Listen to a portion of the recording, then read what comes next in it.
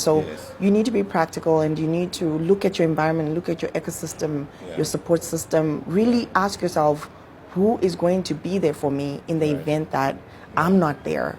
Who's going to carry those shoes? And Zimnat was able to work that out. And because we were minors at the time, Yes. we were able to be supported by the High Court of Zimbabwe. Yes. So it wasn't just a situation where it's some lawyer, because a lot of people think, oh, I've got a trust, I'm set, but how do you know that that lawyer is not going to connive with, trust funds can easily be manipulated. Yes.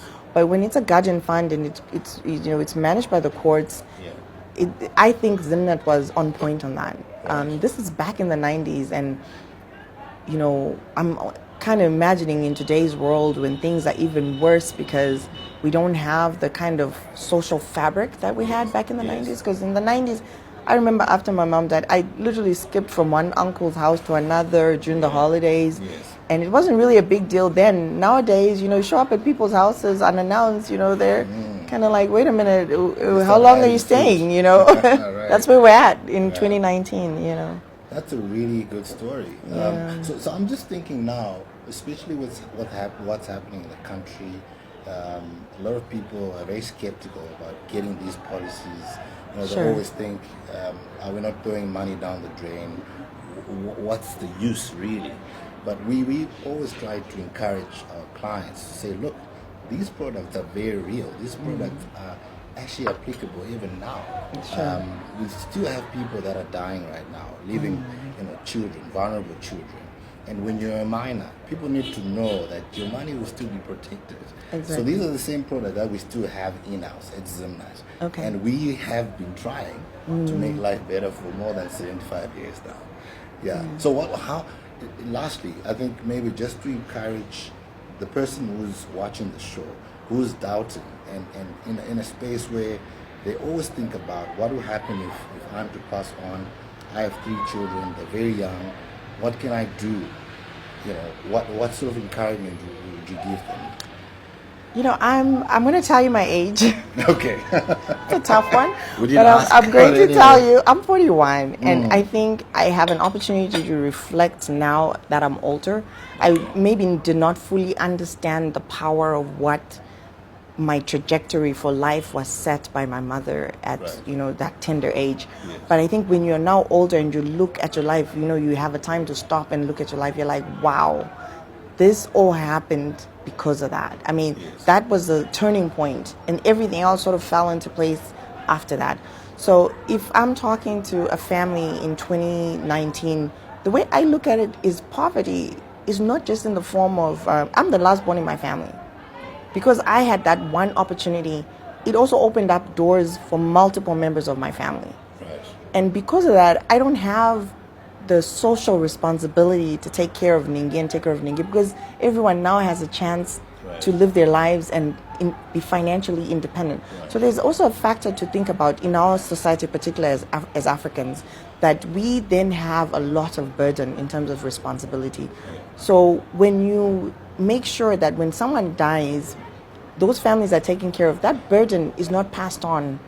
Because that's the gap that we have with, if you compare with our Western society.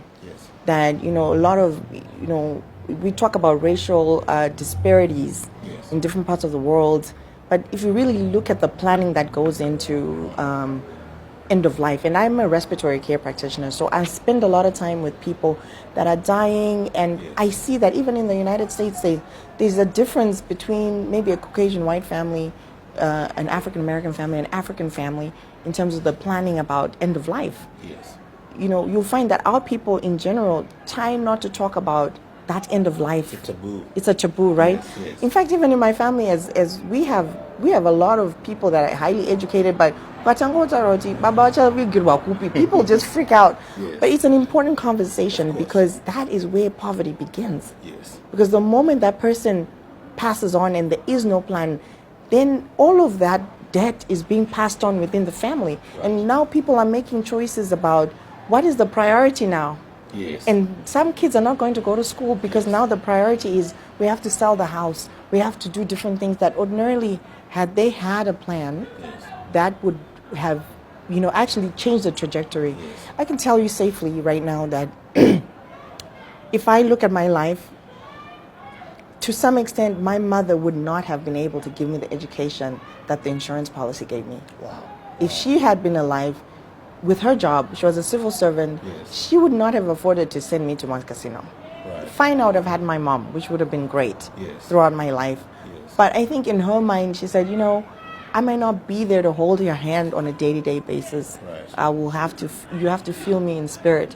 But Yes. what I'll do for you is make sure that I position you to be a woman that can be independent, that can make choices, because you're not burdened with this financial piece, which a lot of our society, especially our women, end up making decisions that are not necessarily the greatest decisions, but they are stemming from this financial burden. Yes. So I think overall, I would say, you know what, it's completely worth it Yes. to have that insurance plan, even at the basic, even if it's just a cash payout for just the expenses, just so you don't burden the family with the financial debt.